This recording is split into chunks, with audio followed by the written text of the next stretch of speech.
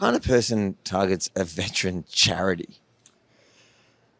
I don't know, Avi. I really don't know. You know, some people have, shall we say, a loose morals or a brain fart, if you want to call it that. I don't know. I'm not going to slur the person, but to be honest, it's not worth it. If he was watching this now, looking down the barrel of the camera, what would you say to Lance? Yeah, look, to be perfectly honest, now he's gone and he's made that allegation, he would never be trusted again. So I certainly could not trust him. What I would say to him, look, if he was here in the shop, I'd kick him out. I'd go, no, Lance, chuff off. You're damaging our reputation, and you're damaging our reputation just by being here. We don't want you here.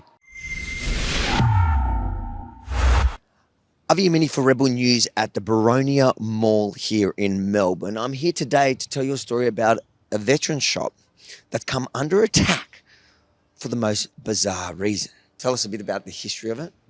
The op shop initially was run by Vietnam veterans, a group called Rescue, Royal Australian Army Service Corps people. Then they were getting old and they wanted to gift it to a like-minded organisation such as us. They gifted it to us. We were in Eric Avenue first, and then when they were knocking all those shops down, we looked for a new facility. We found this one, and we also have the one downstairs, which you'll see soon. The Aussie Veterans Op Shop is basically the core business of our association, and that's what creates the funds for us to do our work within the veteran community. On a practical level, what kind of help do you give veterans? Okay, we have welfare officers which tie in for the actual welfare needs of the veterans. Our main focus is on veteran entitlements, compensation, and looking after the veterans which are damaged. So I represent them as an advocate. I represent them for a primary claim, first level of appeal, and through court if it needs to go through court. The whole service is given for free. And while they're going through this, you can imagine they're pretty messed up. Households are breaking up. They're short of $1. So we prop them up as they're going through the system and deliver them at a good outcome. The husband of infamous gangland lawyer Zara garde-wilson, Lance Simon, Lucky Lance online, who many of our viewers will know from previous stories that we've exposed, has targeted this veteran store, claiming that they gave us a donation. This video is for the people at the Aussie Veterans Opportunity Shop that have contacted me frantically, trying to contact me. I don't want to speak to you. I've said what I've said, and I'm not up. It's not up for debate. I'm not going to take back anything that I've said. I believe what I've said. No, I don't have proof. No, I don't have proof. No, I don't have proof. And we got notified by the video, I think it was by phone calls, to say, oh, there's a video up saying that we're giving money away to Rebel News, to yourself, which didn't happen. You know that. I know that. For some reason, I don't know where Lance got the idea, who he spoke to. It certainly wasn't anyone in the management side of the shop. It certainly was no one in the association. To be honest, I'm gobsmacked. I don't understand why he did it. I've tried to call the person. He hasn't returned any of my calls. I did speak to his wife, and I spoke to her about it, and I said, can you ask him to call us? I'm gobsmacked. I don't know why this happened. I don't understand why he's done this, and I've had no response from him at all. The tweet with 61,000 views and the subsequent video also with thousands of views, claiming that this Veteran Opportunity and Advocacy Centre was donating thousands of dollars to myself. We had a number of volunteers ask and almost directively ask, like, oh, if you guys are doing this, I want nothing to do with you. Oh, us guys aren't doing this. This is just a bit of mud thrown for whatever reason, I don't know. But we got a lot of queries coming in, even customers coming in, actually asking what's going on here. And accusingly, like Lucky Lance had spoken a word of fact, and he hadn't. He says it himself. I don't know. I don't have any evidence. He's just thrown it out there and then thrown out, oh, I wanted them to feel like my wife feels. And I'm thinking, yeah, that doesn't make any sense to me. I don't sleep with him. I don't get it. To me, it's just like pure jealousy or something. There's no reason for it. There's no grounds for it. And as was said on the previous thing, there is no proof. That lie, it went far and wide. And people in the public, they fell for it, including people you'd think are smarter than that. even one journalist who runs a true crime podcast. That's the level of scrutiny they do on their stories. I think I might skip their true crime podcast. Putting that all aside, I'm here today to help them clear the air. 65,000 views on that tweet. With your help, sharing it far and wide, let's get 1 million views for the truth. The association, when we give money or when we pay a bill, one person does not decide. We have a president, which is myself. I have a vice president. I have a secretary, good-looking bloke over there, and I also have a treasurer.